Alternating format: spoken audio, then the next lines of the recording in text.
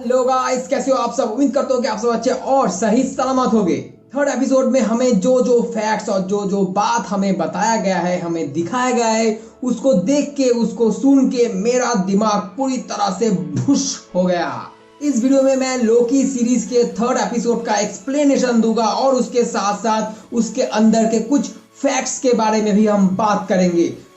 भारी भरकम स्पॉइलर के साथ शुरू करते हैं आज का वीडियो।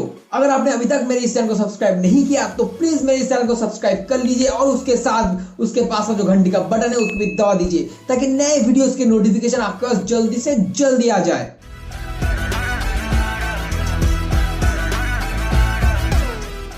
एपिसोड 2 में हमें दिखाया गया था कि कैसे फीमेल लोकी ने टीवीए के एक कमांडर को किडनैप करके उससे कुछ जानकारी हासिल की थी। उसके बाद उसने सिक्योरिटी कैमरा में लोकी और टीवीए के कमांडर यानी मेंबर्स को देख के उसने अपना प्लान इनिशिएट कर दिया, जिसके जरिए उसने सेक्रेट टाइमलाइंस को ही ब्लास्ट कर दिया।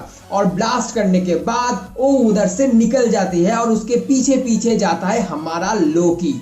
फिर होता है द एंड। थर्ड एपिसोड इसी एंडिंग से शुरू होता है, जहां पे स्टार्टिंग में ही हमें दिखाया जाता है कि कैसे फीमेल लोकी ने किस तरह से कमांडर को, टीवी के कमांडर को कंट्रोल करके उससे वो जानकारी हासिल की थी। और उसके बाद हमें दिखाया जाता है जब वो उधर से निकल जाता है और उसके पीछे हमारा लोकी भी निकलता है, उसके बाद वो पहुंचते हैं टीवीए के हेडक्वार्टर्स में, क्योंकि टीवीए का जो कमांडर है उसने ये बताया था कि अगर तुमको उस टाइमकीपर से मिलना है तो तुम्हें टीवीए के हेडक्वार्टर में मौजूद है एक सोने का लिफ्ट, जिससे तुम उनके पास पहुंच सकते हो।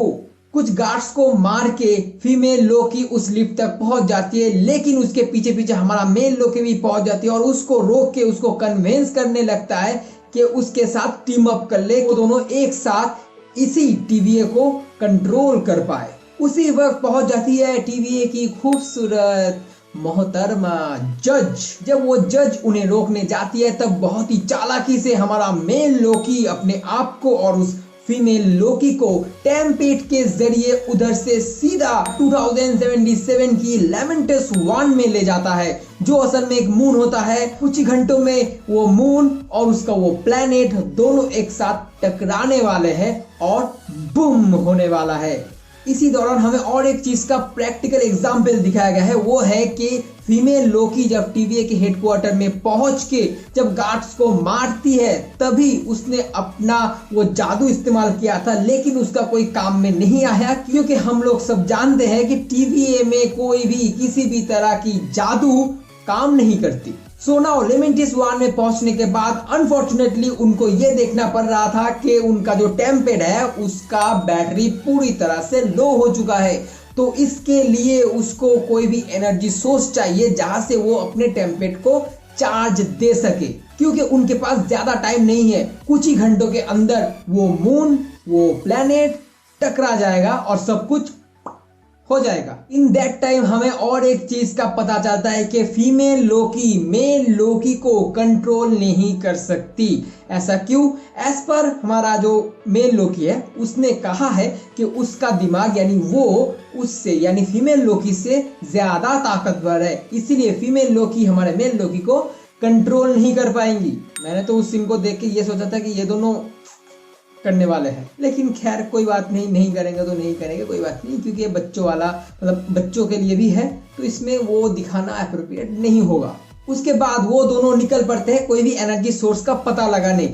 इसी समय चलते चलते हमें ये मालूम पड़ता है कि फीमेल लोकी अपने आप को लोकी कह के इंट्रोड्यूस नहीं करता, बल्कि वो अपने आप को लोकी भी नहीं कहता, वो अपने आप को सिल्वी कहता है, जो उसका पेट नेम है, और आज से हम भी उसको सिल्वी कह के पुकारेंगे। अभी वो खुद को लोकी कह के क्यों नहीं पुकारता, इसके बारे में हमें मालूम पड़ेगा जब हमें फीमेल लोकी यानी सिल्वी का कोई भी स्टोरी यानी बैक स्टोरी को दिखाया जाएगा कि क्यों वो अपने आप को लोकी कह के नहीं पुकारता और क्यों वो टीवीए को बर्बाद करने में तुली हुई है।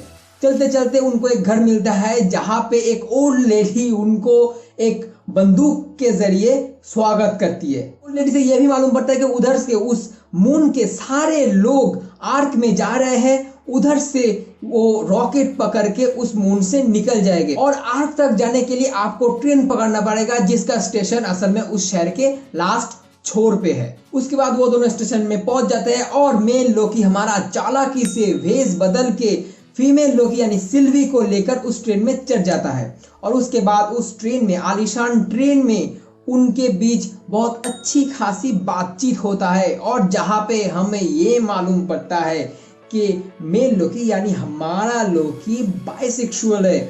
और उसके अलावा हमें और एक डेफिनेशन, लव का, प्यार का डेफिनेशन मिलता है जो असल में सिल्वी के तरफ से आया था कि प्यार असल में नफरत है।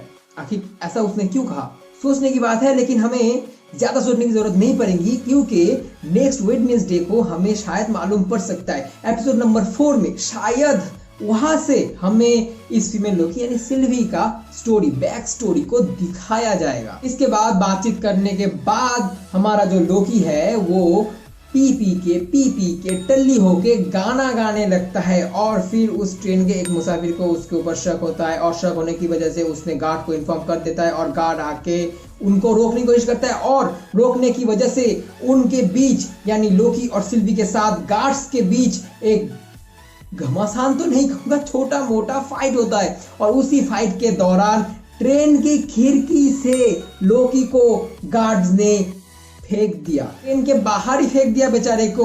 और क्योंकि उसके पास टेम्पेट था तो इसी डर से कि उसको अगर कुछ हो गया तो टेम्पेट का क्या होगा, तो इसी डर से हमारा सिल्वी यानी फीमेल लोकी भी कूद जाती है ट्रेन के बाहर। और जब कूदने के बाद वो दोनों एक साथ होते हैं और हमारे लोकी के ऊपर तलवार रख के सिल्वी ये कहती है कि चलो टेम्पेट को निकालने दो, जल्दी दो। तो लोकी पीछे से हाथ घुमा के जब सामने लाता है तो टेम्पेट तो होता है लेकिन वो टूटा हुआ होता है, जो मतलब अनफॉर्चुनेटली वो पूरी तरह से उधर स्टक हो जाते हैं, उधर से नहीं जा पाते और कुछ ही घंटों में वो मून प्लैनेट से टकरा के पूरी तरह तबाह होने वाला है। टेम्पेट को टूटा हुआ देख के सिल्वी बौखला जाता है और आ करके चिल्ला के बैठ जाता है। क्यों मालूम तो मुझे भी नहीं है कि गुस्सा होने के बाद चिल्ला क्यों रहते हो, कोई फायदा तो हुआ नहीं, टेम्पेट तो अपने आप जुड़ नहीं गया तो चिल्लाए क्यों। लेकिन फिर मुझे बहुत अच्छा लगा उसको चिल्लाना, बहुत अच्छा लगा मुझे।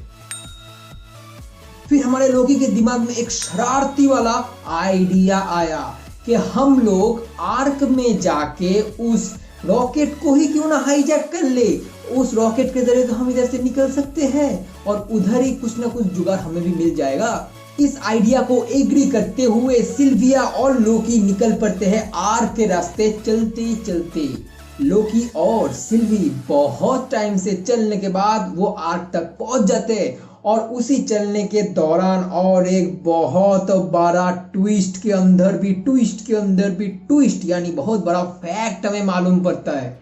सिल्वी का जो पावर है वो काम कैसे करता है, वो कैसे दूसरों को कंट्रोल कर पाती है, इसका उसने अलग से मतलब डिटेल में बताया है। क्या करती है वो असल में फिजिकल कांटेक्ट बनाने के बाद ही वो किसी को कंट्रोल कर सकती है, यानी छूने के बाद ही वो किसी को कंट्रोल कर सकती है। लेकिन फिर भी अगर उस आदमी या उस चीज का दिमाग बहुत पेचीदा हुआ तो उसके लिए बहुत मुसीबत हो जाएगी, लेकिन वो फिर भी कंट्रोल कर पाएगी। उसके पुराने वाले यादों के जाल बुन के उसको कंट्रोल कर पाएगी वो, ठीक जैसे उसने टीवीए के कमांडर को कंट्रोल किया था, क्योंकि वो उसका दिमाग बहुत ज्यादा जटिल था। इसीलिए सिल्वी को उसके बहुत सालों पहले की कुछ यादों को ढूंढना पड़ा और उसका भ्रम पैदा करके उसको कंट्रोल किया उसने।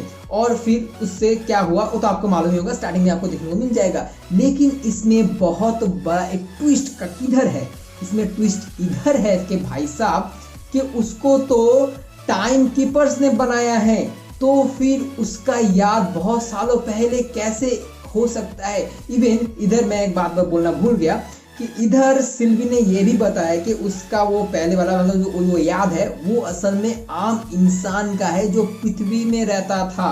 मतलब इधर शॉक करने वाला काम यह था कि अगर उसको टाइम कीपर्स ने बनाया तो पृथ्वी में वो एक नॉर्मल इंसान के रूप में कैसे था और फिर वो इधर कैसे आया। इस चीज को सुन के मैं तो शॉक हो गया, उसके पास चलने वाला वो जो लोकी था वो भी शॉक में पड़ गया कि क्या कह रहे हो भाई साहब, मोबियस ने मेरे साथ धोखा कर दिया। मोबियस ने तो कहा था कि उनको टाइम कीपर्स ने बनाया है, तो फिर ये क्या लोचा हो गया भाई साहब, ये तो पूरा लग गए। तो फिर सिल्वी ने हैरान होके हमारे लोकी को ये बोला कि तुमको क्या ये मालूम था? अबे तू तो बकलोल है बे, तुझे तो ये असल में मालूम ही नहीं कि टीवीए के रहने वाले जो भी मेंबर्स है, एजेंट्स है, गार्ड्स है, कोई भी हो, वो सभी के सभी वेरिएंट्स है उनकी तरह। मतलब इसको सुन के मैं तो जरा हिल गया था, लेकिन कोई बात नहीं, ट्विस्ट तो होना ही था इसके अंदर। अगर कोई भी ट्विस्ट अगर इतना बड़ा ना हो तो इस एपिसोड में कोई मतलब बनता नहीं। तो भाई साहब ये जो ट्विस्ट है ये शुरू ही हुआ था इसका बातचीत तभी के तभी अनाउंस होता है उधर के आर्क से कि 5 मिनट के अंदर रॉकेट छोड़ने वाला है। जो भी बाहर निकलना चाहते हैं जल्दी से जल्दी रॉकेट में बैठ जाए। रॉकेट छोड़ने के बाद कहीं पे भी रुकेगा नहीं, याद रखियो।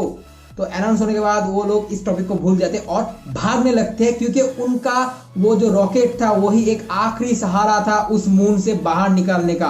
आर्क में पहुंचने के बाद गार्ड्स उन्हें पकड़ लेते हैं, लेकिन वो गार्ड्स के साथ एकदम फाइट करने लगते हैं। फाइट करने के बाद जब वो रॉकेट में जाने के लिए दौड़ते हैं यानी भागते हैं, तभी एक मीटियोर आके उस रॉकेट को तबाह कर देता है। और फिर हमारे लोकी और सिल्वी मायूसी के साथ उधर खड़े होकर देखते हैं और फिर एपिसोड खत्म हो जाता है। और इसमें एक व्यू है, एक सीन है जहां पे वो प्लेनेट गिरने वाला है। उस वाले सीन को देख के मुझे एवेंजर्स की इन्फिनिटी वॉर का वो जो थैनोस ने आयरन मैन के ऊपर जो प्लेनेट दे मारा था वो वाला सीन याद आ गया। ठीक उस तरह का एक सीन है। और स्पेशली इसमें जो वीएफएक्स इफेक्ट डाला गया यानी जो बैकग्राउंड है प्लेनेट गिरने का, प्लेनेट टकराने का, मीटियोर गिरने का, वो सब बहुत बढ़िया लगा मुझे। मतलब बाकी के 2 एपिसोड को छोड़ के इसका जो बैकग्राउंड है वो मुझे बहुत सही लगा और बहुत अच्छा भी लगा। एकदम रियलिस्टिक लग रहा था मुझे वो।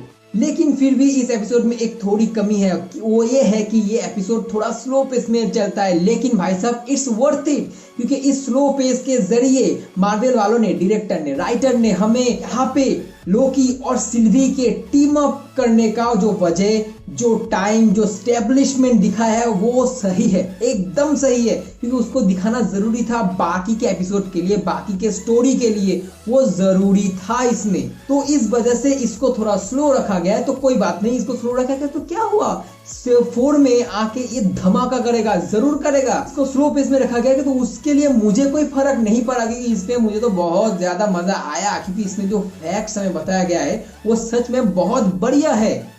और आपको ये लोकी का 3rd एपिसोड कैसा लगा वो मुझे कमेंट बॉक्स में बताइए, वो जरूरी है। क्योंकि आपको कैसा लगा वो मुझे जानना चाहिए। मेरा तो ओपिनियन आप लोगों ने जान लिया, अभी आपका क्या ओपिनियन है मुझे कमेंट बॉक्स में बताइए। तो भाई साहब आज के लिए वीडियो बस इतना ही, इधर ही खत्म कर लूंगा मैं, क्योंकि अब और नहीं, उसके ज्यादा इसमें बोलने के लिए कुछ है नहीं। आप जाइए और देखिए इसको। जो ये वीडियो बना है ये पूरी तरह से स्पॉइलर से भरा हुआ है, क्योंकि ये एक्सप्लेनेशन वीडियो है। तो इससे ज्यादा कुछ उम्मीद मत रखना। इसको अगर आप उसके बाद देखोगे तो अच्छा होगा, बिकॉज इसमें मैंने बहुत सी छोटी छोटी बातों को थोड़ा थोड़ा बड़ा चढ़ा के बोला है, तो आपको वो समझ में आसानी होगी। सो गाइस अगर आपको मेरा वीडियो पसंद आया तो मेरे इस वीडियो को लाइक कर दीजिए, और अगर आपको मेरा ये काम पसंद है तो मेरे इस काम को सब्सक्राइब कर दीजिए, और अगर आपको मेरा ये काम बार बार देखना है तो मेरे इस चैनल के जो बेल आइकन है उसको दबा दीजिए, ताकि जब भी नया वीडियो डालूं तभी आपके पास जल्द से जल्दी एकदम फुर्ती से वो उसका नोटिफिकेशन आ जाए। तो फिर मिलेगा अगले वीडियो में, तब तक के लिए stay home, be safe and जय हिंद।